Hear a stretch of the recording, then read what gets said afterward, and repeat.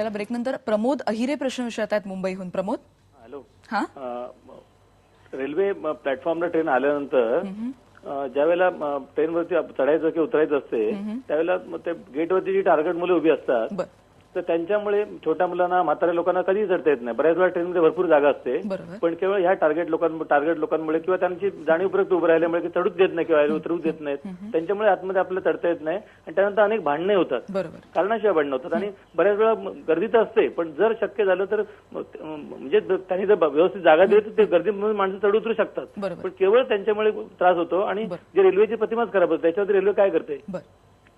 हा पण आमच्या याचं जे अभियान चालू आहे हा पण आमचा एक भाग आहे की बा जे हे यात्री याच्यात उभे राहतात, दरवाजात उभे राहतात, त्यांना समजवायचा प्रयत्न करतो आम्ही की बाबा बाकी लोकांना सोडू द्या, नंतर तुम्ही उभे राहा. कारण त्यांना म्हटलं की तुम्ही मध्ये बसा तर ते मध्ये बसणार नाहीत. बरोबर. मग आम्ही त्यांना तो पण आमचा एक भाग आहे. मी त्यांना समजवतो की बाबा येणाऱ्या लोकांना येऊ द्या, नंतर तुम्ही उभे राहा.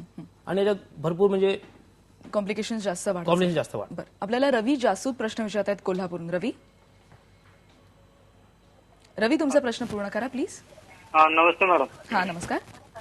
मॅडम, जे रेल्वेमध्ये जी सामानाची चोरी वगैरे होते, बरोबर.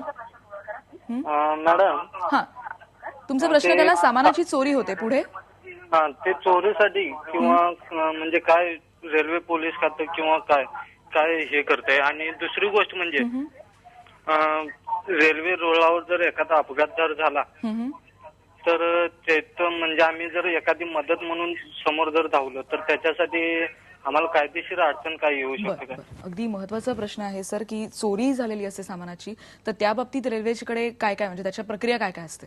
सगळ्यात महत्त्वाचं प्रत्येक ट्रेनमध्ये एस्कॉर्टिंग आहेच. जीआरपी, आरपीएफ एस्कॉर्टिंग असते आणि त्यांच्याकडे एफआयआर फॉर्म असतात. समजा एखाद्या यात्री समजा चोरी झाली सामानाची तर तो लगेच तिथे एफआयआर, त्याला उतरायचं काम नाही, तो आपण लगेच तिथे एफआयआर देऊ शकतो. आणि दुसरा प्रश्न यांचा हे होता की समजा कुठे ऍक्सिडेंट वगैरे झाला तर आम्ही कोणाला मदत मागावा आणि काय काय हे त्यांची समज मदत केली तर कायदेशीर प्रक्रिया काय? म्हणजे ती एक सामान्य माणसाच्या मनात असतं की एक किचकट प्रक्रिया असेल, मदत तर करायची पण पुढचे सगळं टाळायचं आहे, तर त्या दृष्टीने रेल्वे काय मदत करते त्यांना? नाही नाही म्हणजे असं काही अडचणी, समजा त्यांनी सांगितलं की असं असं ऍक्सिडेंट झालाय, हे झालाय, ते झालाय, त्यांना काही अडचण येणार नाही की त्यांना असा प्रश्न विचारणार की तुम्ही कुठे होता, तुम्ही कुठे बघितलं, हे हा प्रश्नच नाही. हा बरं, आपल्याला लक्ष्मण शिंदे प्रश्न विचारतात मुंबईहून. लक्ष्मण, हा बोला मॅडम. हा लक्ष्मण, प्रश्न पूर्ण करा प्लीज.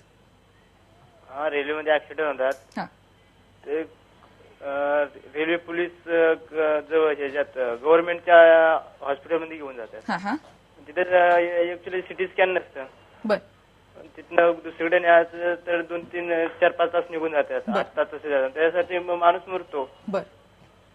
एक सामान्य मुंबईकरांचा प्रश्न आहे की त्या सगळ्या व्यवधानामध्येच 4 ते 5 तास असा वेळ लागतो, योग्य सुविधा उपलब्ध नसतात. नाही, हे बघा ऍक्च्युली जसं याचं म्हणणं आहे की बाबा जसं त्याचं सिटी स्कॅन करत नाही, तर आम्ही तर डॉक्टर नाही, तर त्याच्यामुळं पहिले हॉस्पिटलमध्ये नेऊन त्याला काय उपचार करायचे आहे हे डॉक्टर ठरवतील. बरोबर, हे डॉक्टरांचा प्रश्न आहे. आम्हाला तर माहित नाही की बाबा त्याला कुठं लागलं, काय लागलं, एक्झॅक्ट आपण फक्त बाहेरून सांगू शकतो की इथे लागलं, तिला, तर ते डॉक्टर ठरवतील की त्याचं काय करायचं आहे. बरोबर. आम्ही जाऊन सांगणार की त्याला साहेब हा पडल्याचं सिटी स्कॅन करा. तर कारण आम्हाला एक्झॅक्ट हे माहिती नाही की बाबा त्याला कुठे इजा आहे, काय इजा आहे.